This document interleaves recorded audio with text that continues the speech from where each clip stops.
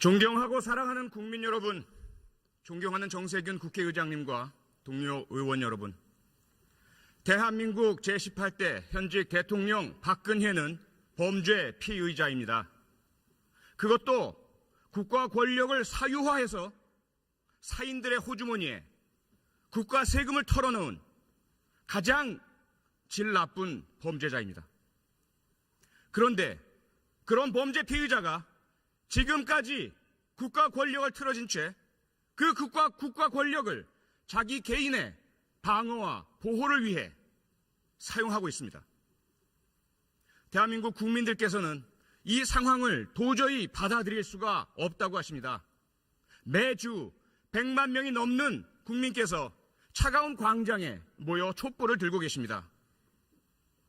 지금 여론조사 결과는 80% 이상의 국민이 즉시 박근혜 대통령을 탄핵하라고 요구하고 있습니다. 국회에 요구하고 있습니다. 그런데 지금 국회는 무엇하고 있습니까? 국민들은 국회를 직무유기로 고발하고 있습니다. 질서 있는 퇴진, 명예로운 퇴진 다 좋습니다. 이미 오래전에 국민과 야당이 제안했던 것 아닙니까? 그 제안이 있을 때마다 헌신짝처럼 내버린 것은 바로 박근혜 본인이었습니다.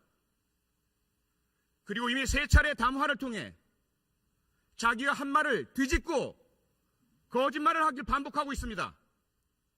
검찰 수사, 특검 수사 받겠다.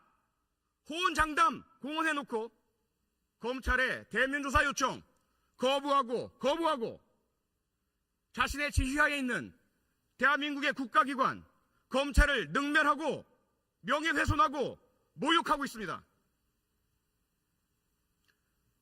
이러한 박근혜 대통령의 오만과 불법과 헌법 유린과 범죄 행위에 대해서 야당은 물론 여당, 새누리당 다수 의원들이 탄핵에 동조했었습니다.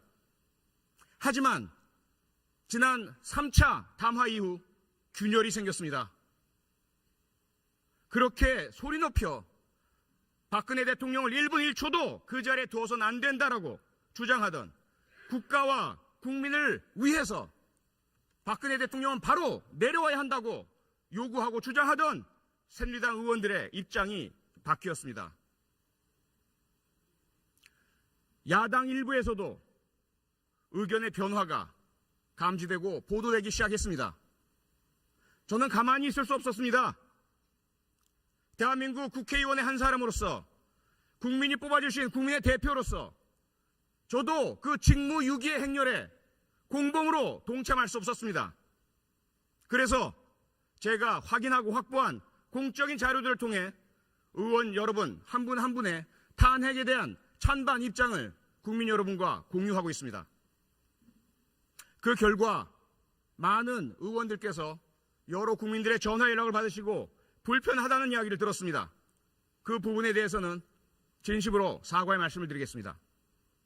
아울러 오늘 안전행정위원회 회의 도중 제가 평소 좋아하고 사랑하고 존경하는 장제원 의원과 감정적인 싸움까지 하는 상황에 처했습니다.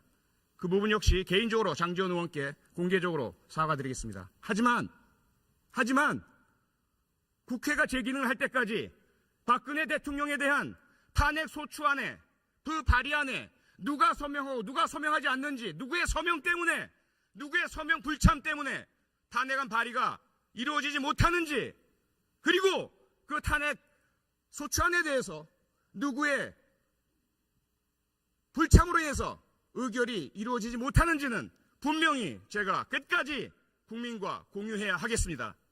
그에 대한 책임은 분명하고 명확하게 지겠습니다.